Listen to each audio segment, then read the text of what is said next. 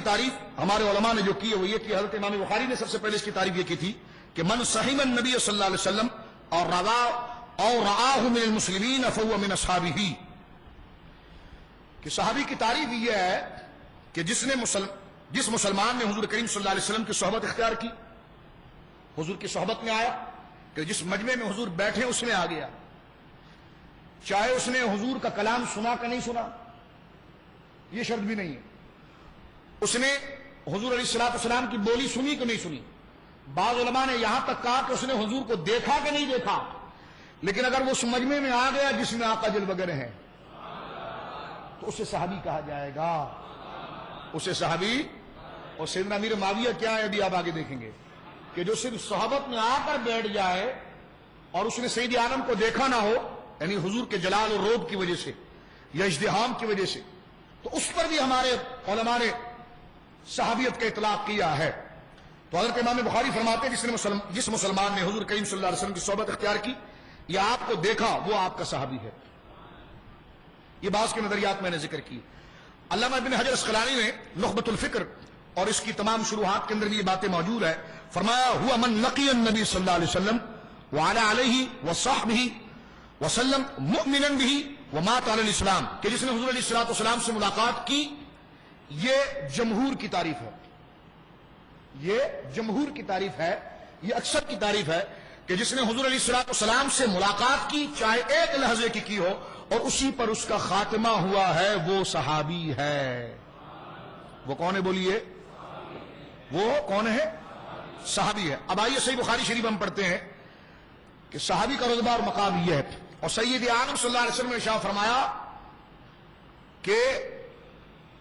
لا تمسن النار مسلما من رآنی، جامع ترمذی کی حدیث ہے کہ جس نے حالت ایمان میں جس آنکھ نے مجھے دیکھ لیا، حالت ایمان میں جس آنکھ نے بولیے مجھے دیکھ لیا، اسے جہنم کی آگ نہیں چھوئے گی۔ جس مسلمان نے مجھے دیکھ لیا اسے جہنم کی آگ نہیں چھوئے گی۔ ورآ من رآنی، جس نے میرے صحابی کو دیکھ لیا اسے بھی جہنم کی آگ نہیں چھوئے گی۔ تو صحابی کا رتبہ یہ ہے کہ وہ رسول اللہ کو دیکھتا ہے تو جہنم سے بری ہو جاتا ہے، اور وہ شخص جو کسی صحابی کو دیکھ کر تابعی ہو جائے وہ بھی جہنم سے بری ہو جاتا ہے۔ اللہ نے ہمیں نسبت کیسی عطا فرمائی، امام بھی عطا فرمایا تو تابعی عطا فرمایا ہے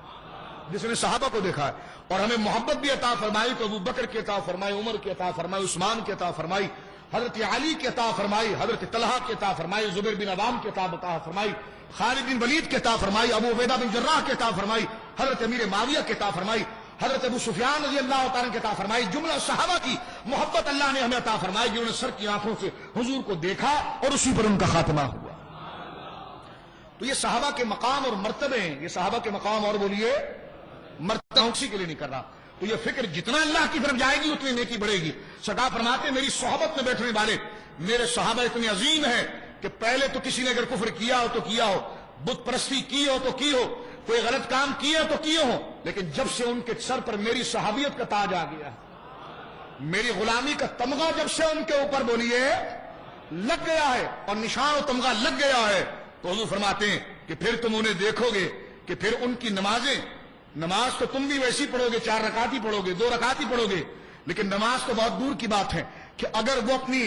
نماز میں، یہ حدیث کے الفاظ لے کے سمجھانے کے لیے کر رہا ہوں کہ رکوع کے اندر جو سبحان اللہ کی تسبیح پڑھتے ہیں، جو محض ایک مستحب ہے،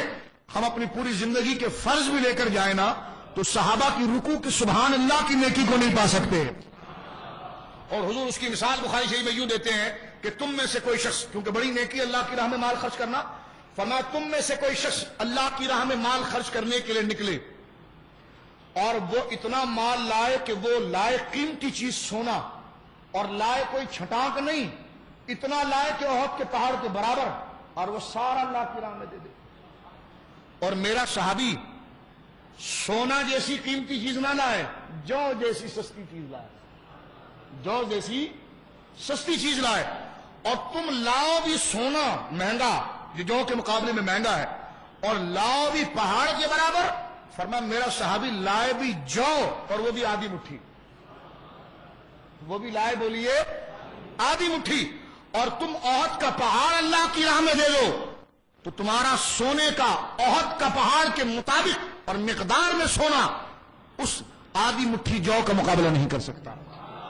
یہ سید عالم صلی اللہ علیہ وسلم نے مرتبہ صحابیت کو ذکر کیا ہے اور قرآن مجید میں ذکر فرما دیا اس بات کو, اور سرکار نے سند دے دی اپنے صحابہ کو, کیونکہ حضور کا منصب ہے وَيُزَكِّيهِمْ کہ آپ دلوں کو صاف ستھرا کرتے ہیں.